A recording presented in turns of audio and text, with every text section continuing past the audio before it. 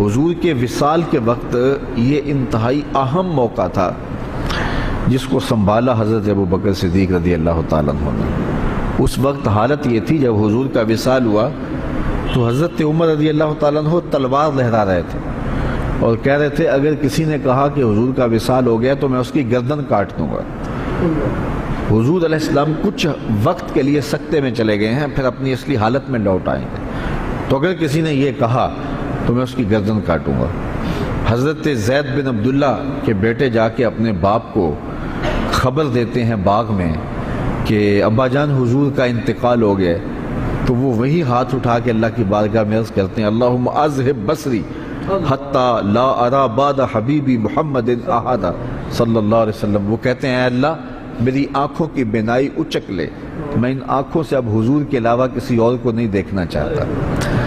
حضرت انس بن مالک رضی اللہ تعالیٰ عنہ فرماتے ہیں کہ جب حضور مدینے میں داخل ہوئے اس دن سے روشن دن میں نے نہیں دیکھا، اور جس دن حضور کا وصال ہوا اس دن سے تاریک دن میں نے نہیں دیکھا۔ بلال حبشی شہر مدینہ چھوڑ گئے کہ اب ان گلیوں میں حضور نظر نہیں آتے تو شہر میں رہ کے اب کیا کرنا ہے۔ اسی طرح حضرت سیدہ فاطمہ رضی اللہ تعالی عنہ روتی تھیں اور ساتھ کہتی تھیں صبت علیہ مصائب لو انہا صبت علی الایام سرنا لیالیا، میرے اوپر جو مصیبتیں پڑ گئی ہیں اگر وہ دنوں پہ پڑ جاتی تو وہ مصیبتوں سے رات بن جاتے۔ وہ غضبہ نامی اونٹنی جو حضور کی سواری تھی، اس اونٹنی سے حضور کا ہجر برداشت نہ ہوا، وہ حضرت سیدہ فاطمہ زہرا کی دہلیز پر سر رکھ کر کے روتی رہتی تھی اور باقاعدہ اس حال میں اس نے انتقال کیا۔ وہ داراز گوش جس پہ حضور سواری کیا کرتے تھے جسے یافور کہتے تھے، وہ ایک اندھے کنویں میں چھلانگ لگا کے اپنی جان سے ہاتھ دھو بیٹھا، جب حضور چلے گئے تو ہم نے جی کے کیا لینا ہے۔ ایک عجیب رنگ تھا کائنات کا۔ اب اس حالت کے اندر کہ صحابہ کے اوپر ایک سکتت آ رہی ہے، حضرت عمر تلوار لیے کھڑے ہیں، اور ان حالات میں جو منافق تھے انہوں نے کھیل کھیلا، اور وہ کھیل کیا تھا، بڑا باریک چال تھی ان کی۔ انہوں نے کہنا شروع کر دیا واہ جی واہ، حضور کے موجود ہونے سے کیا رنگ تھا، کیا بہاریں تھیں، کیا نمازیں تھیں، کیا روزے تھے، کیا جہاد تھا۔ اب کس نے نماز پڑھنی ہے، اب کس نے روزہ رکھنا ہے، اب کس نے زکوٰۃ دینی ہے، اب کس نے حج کرنا ہے، اب کس نے اپنے مال کو پیش کرنا ہے۔ یہ تو ساری بہاریں ان کے دم سے تھیں، تو جب حضور وصال کر گئے ہیں تو اب کس نے یہ نیکی کے کام کرنے ہیں۔ اب پھر وہی قتل و غارت ہوگی، پھر وہی سب کچھ ہوگا۔ تو اس طرح سے انہوں نے یہ بات پھیلانی شروع کر دی۔ اب مجھے بتاؤ کہ یہ کتنا نازک موقع تھا، اور حالات صحابہ کے یہ تھے کہ ان سے سنبھلا نہیں جا رہا تھا۔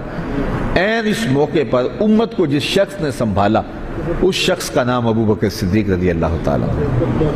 تو حضرت ابوبکر صدیق کھڑے ہوئے اور لوگوں کو متوجہ کیا، اور لوگ متوجہ ہو کے ان کے قریب آئے، لیکن حضرت عمر رضی اللہ تعالیٰ عنہ اسی حالت میں تھے۔ لیکن جب آپ نے لوگوں کو قریب کیا تو وہ بھی آ گئے، تو آپ نے لوگوں سے مخاطب ہو کر کہا لوگوں مجھے ایک بات بتاؤ کہ تم کس کی عبادت کرتے ہو؟ تو انہوں نے کہا کہ ہم اللہ کی عبادت کرتے ہیں۔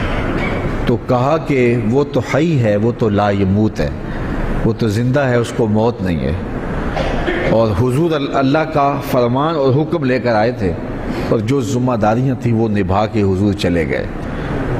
اور پھر آپ نے وہ آیت پڑھی وما محمد اللہ رسول۔ صحابہ فرماتے ہیں ہمیں پتہ چلا کہ یہ آیت اس موقع کے لیے نازل ہوئی تھی، ہمیں پہلے کبھی اس کی طرف توجہ ہی نہیں ہوئی تھی۔ اور پھر فرمایا کیا جس دین کے لیے رسول اللہ نے اپنی ساری زندگی لگا دی، حضور نے اپنی ساری جوانی لگا دی، حضور نے ایک ایک لمحہ جس دین کے لیے صرف کر دیا، کیا حضور کے وصال کرنے کے بعد تم اس دین کو چھوڑ دو گے؟ صحابہ نے کہا کیوں چھوڑیں گے، ہم تو کھڑے ہوں گے اس دین کے لیے۔ تو کہا پھر حضور چلے گئے اور تمہارے کندھوں پہ یہ ذمہ داری ڈال گئے ہیں، اب اٹھو اور اس دین کا جھنڈا لے کے پوری دنیا کے اوپر نکلو۔ اور اس جملے نے امت کو کھڑا کر دیا۔ تو اس وقت منافقین جو چال چل رہے تھے اور اسلام کے خلاف جو باریک چال چل رہے تھے، اگر حضرت صدیق اکبر رضی اللہ تعالیٰ عنہ بھی اس وقت اسی حالت میں چلے جاتے جس حالت کے اندر باقی لوگ صدمے سے نڈھال تھے، تو مجھے بتاؤ کہ کون سنبھالا دیتا اور کون جو ہے وہ اس وقت امت کو سنبھالتا۔ تو حضرت ابوبکر صدیق رضی اللہ تعالیٰ عنہ نے اس موقع پر امت کو سنبھالا۔ دوسری بات یہ ہوئی کہ امت تقسیم ہونے لگی تھی، یہ بات طے ہونے لگی کہ انصار سے خلیفہ ہوگا اور ایک مہاجرین سے ہوگا۔ اس موقع پہ حضرت ابوبکر صدیق نے جا کے کردار ادا کیا اور امت کو اس نازک موقع پہ تقسیم ہونے سے بچا لیا۔ آج لوگ کہتے ہیں کہ ادھر حضور علیہ السلام کا جست انور پڑا ہوا تھا اور انہیں خلافت کے معاملے پڑے ہوئے تھے، اور میاں یہی تو کام تھا ذمہ داری کا جو کرنے کا تھا، جو حضرت سید صدیق اکبر نے کیا۔ اس وقت اگر نہ اٹھتے تو امت دو حصوں میں تقسیم ہو چکی ہوتی۔ تو یہ وہ احسان ہے حضرت ابوبکر صدیق رضی اللہ تعالیٰ عنہ کا کہ کلیجہ ان کا بھی پھٹ رہا تھا۔ حضور علیہ السلام کی وفات کا جو صدمہ تھا وہ انہیں بھی تڑپا رہا تھا، بلکہ ایک زمانہ ایسا آیا کہ حضور نے صحابہ سے خطاب کرتے ہوئے فرمایا کہ اللہ نے ایک بندے کو اختیار دیا ہے کہ وہ اس دنیا کو اختیار کر لے یا آخرت کو اختیار کر لے، تو اس نے اس دنیا کی بجائے آخرت کو اختیار کر لیا۔ تو حضرت صدیق اکبر رو پڑے۔ تو باقی صحابہ نے حضرت ابوبکر سے پوچھا کہ ابوبکر یہ بات رونے والی تو نہیں ہے؟ تو کہا تم نہیں سمجھ رہے، اس بندے سے مراد خود حضور کی ذات ہے۔